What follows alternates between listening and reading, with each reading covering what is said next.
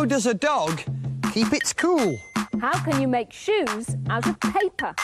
How can you have a thunderstorm indoors for willy nubbies? How?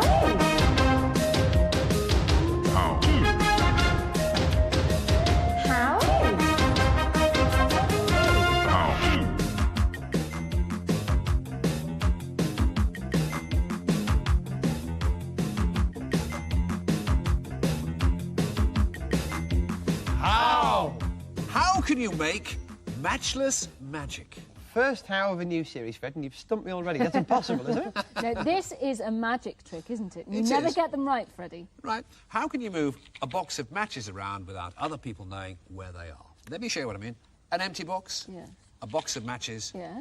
an empty box. How can I move that one around without you knowing? No, we could can't. follow that. You no can follow trouble. it? Yeah, Are you sure? Yes. OK, move it to there, Yeah. that to there, that to there, and that one to there. Yeah. Now, where's the one with the matches? It's on this end On that over end, here. yeah. This one here? Yeah, easy. No, sorry. Should we try again? It's that one there. OK.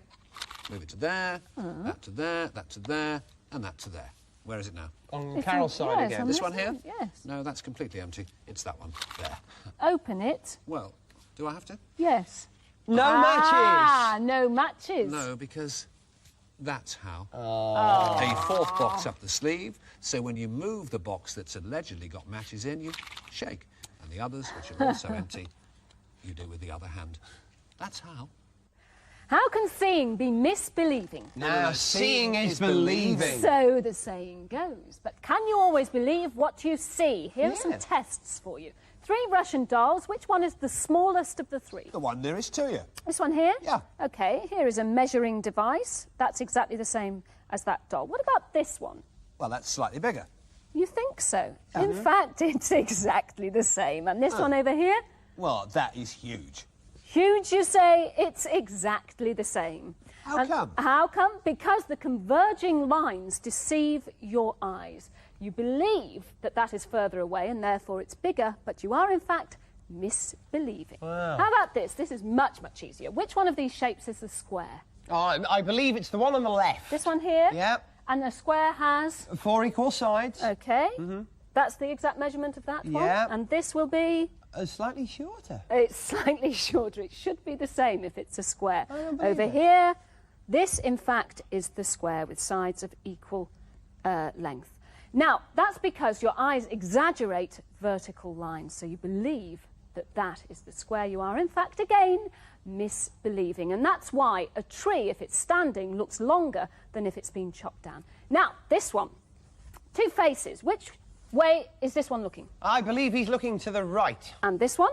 He's going to the left. OK, I'm not going to touch the eyes. Now which way is it looking? I believe he's looking to the left now. Not touching the eyes again.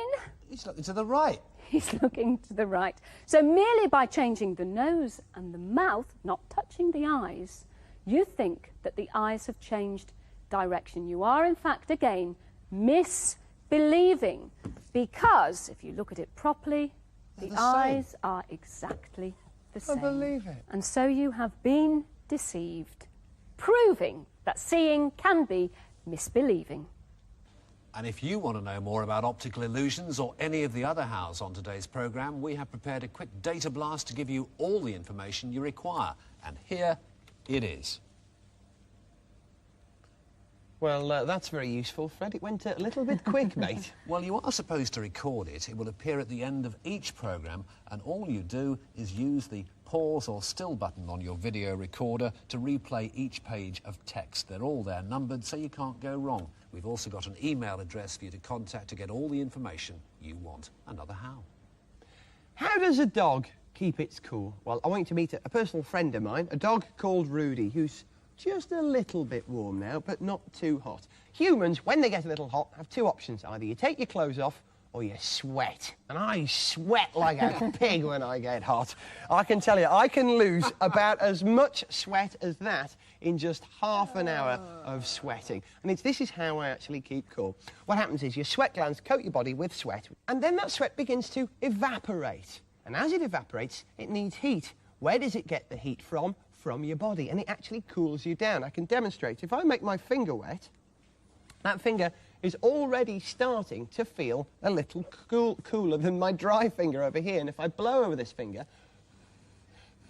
that speeds the process up. That finger feels quite cool now. But dogs can't do this. Why? Because they don't have sweat glands. Now, I'm going to leave Rudy with you, Fred, for a minute. Yeah, I love it. Because I want you to Come on, meet Rude. Gwen. She's a Welsh Springer Spaniel, and she's in a slightly hot situation at the moment. So how does she keep her cool? Come up here, Gwen. Can you come and sit up here with me? Yes, come sit up there. There we go. Now, Gwen here, not too hot, I hope, at the moment, but if she were to get hot, you'd notice that her tongue would be hanging out. Now, this is how dogs keep cool, because their tongues are nice and wet, and as long as they're wet, they can evaporate the heat away from the dog's body. And as they pant, they're trying to increase the amount of air passing over the tongue, and therefore lose more heat and stay cool. So that's how a doggy keeps cool. And another thing about doggies, you should never, ever leave a dog in a car unattended. Isn't that right, Gwen? How do 4/4 make a cake? A classic French cake recipe called 4/4, which is French for 4/4, because it requires only 4 ingredients and they all weigh exactly the same. If you want a cake of that size, you will need 4 eggs. And when you put them on the scales, you mark the point at which they weigh. Get your 4 eggs and crack them in the bowl. 1, 2. See the dexterity? This is fantastic. Pretty impressive, isn't it? 3. Amazing. Now you need some butter, and it must weigh exactly the same as your 4 eggs. What you're going to do now is melt the butter. Melt it. Melt it. While that is nicely melting, we now need some caster sugar, and the caster sugar must weigh exactly the same as the eggs and the butter. And put that in with the eggs. We'll now mix those together gently. And when they are nice and smooth, we now take our flour, and again, that must weigh exactly the same as the other 3 ingredients. By now, our butter will be melted, and you put that in with the eggs and the caster sugar. OK so far? Yeah. Mix them up gently. Looks more like pancake mixture, that does. It's Very runny. smelling delicious. Is it? Now add the flour and a wooden spoon, and this must all be mixed in, and this takes a little time. Then you tip it all into the baking tray. And if you're not using a Teflon tray, make sure it is greased. Now the exciting part, to the cooker. Gas mark 4, 175 degrees, and after 1¼ hours, out will come your perfectly cooked cake. And there it is. Oh. 4/4, 4/4, a cake of 4 ingredients, all weighing exactly the same. That's how. Lovely. How can you make shoes out of paper? Out of paper? Yeah, they make shoes out of leather. Exactly. No, boys. The shoes I've been wearing all day in the studio are made completely out of paper. And I'd like to introduce you to another pair of shoes worn by the paper shoe expert maker, Chris Knowles. You've written books on the subject, haven't you, Chris? Now, how do I make these? First of all, what are they made from?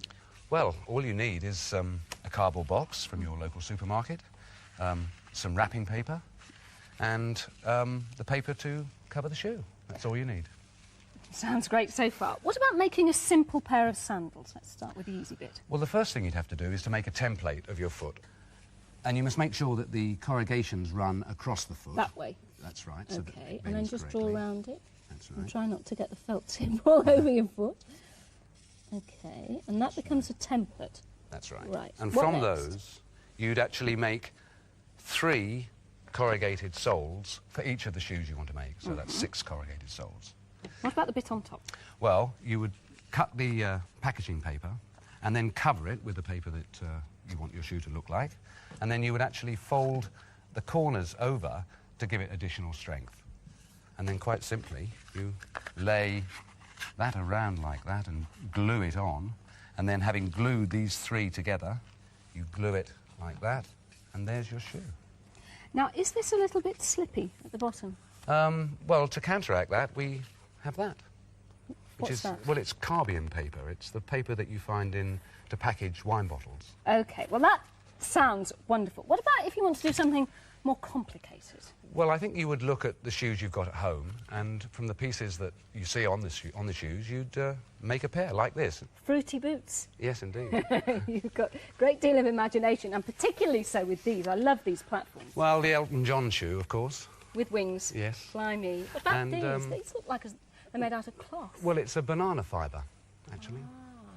And I'm afraid these are my favourites, the dinky How could you child resist? shoe. Aren't they beautiful? it's all recyclable. It's all bits of paper and boxes that you can find anywhere. Marvellous. Thank you very much indeed, Chris Knowles.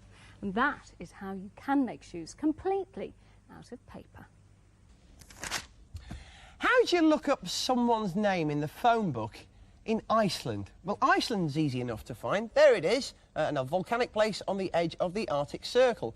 But finding people's names in the phone book is a bit different in Iceland, and I'll explain why. In this country, you have a last name. Let's take the example of a family we know well, Fred's family, OK? This is Fred's family tree, or if you like, the Dinenage lineage. Lineage. OK, the Dinenage lineage, then. Right, Fred, there you are, Fred Dinenage, and your wife, Deirdre, and your two kids, Edgar and Frida, right? Now, your father, my right, was called Dennis. Yes. Duncan was his father. Yes. Duncan's father was Donald. Yeah. And Donald's father was Dustman. Good old Dusty. All Dineages. Right. Now, in Iceland, things would be slightly different. You don't have a last name, so to speak of, in Iceland. You get your last name from your father's first name. So Fred, your dad was called Dennis. Yeah. That means that you, if you were Icelandic, would actually be called Fred Dennisson. Dennis's son, literally. Now then, that means that Dennis, your father, whose father was Duncan, would Dennis be called... Duncanson. Dennis Duncanson. And Duncan would be... Duncan Donaldson. Duncan Donaldson. And Donald's your father... Donald whose father was- Dustmanson. You're ahead of me. Donald Dustmanson. I've cracked it. Ah, OK, let's try the children, Yeah. right? You've got Edgar and Frida. Now, Edgar... Edgar Fredson. Quite right. Yes. And Frida... Frida Fredson. Wrong, Fred. She is Frida, Fred's daughter, or as they say in Iceland, Fred's dóttir. Now also, women in Iceland, when they get married, don't take their husband's last name, they stay with their father's first name. So Deirdre would be Deirdre, David's daughter, or David's dóttir. So the first name is far more important than the last name if you live in Iceland. And this is how you look people up in the phone book. How about Bjork? Bjork. We like Bjork. OK, Bjork is... well, her last name is Gudmundsdóttir. Her dad was called Goodman. Look her up. Well, I don't look under Goodman, I look under Bjork first. Yeah. Bjork, and find Gudmundsdóttir. What- we are. What's the yeah. number? I'm sorry, Fred. She's ex-directory. So that's how you look up someone's number in the phone book in Iceland, by the first name, not the last. How can you have a thunderstorm indoors? In a theatre, how can you have wonderful storm effects? They use sound effects records, don't they? These days they use sound effects records, and also if you want to, you could go out and record your own sound effects on a tape recorder. But how did they get on 100 years ago before all these wonderful inventions?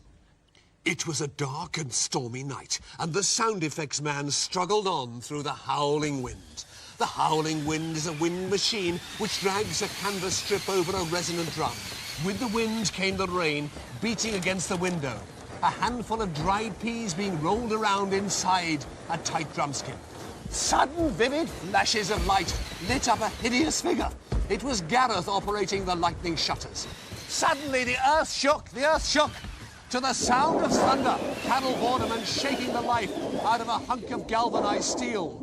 And that is how, 100 years ago, you could have a thunderstorm in a theatre. Get those recorders going for Data Blast now, because now it's... How? To be or not to be? What was your question? I don't know. Fred! What? I've got terrible wind! Not again.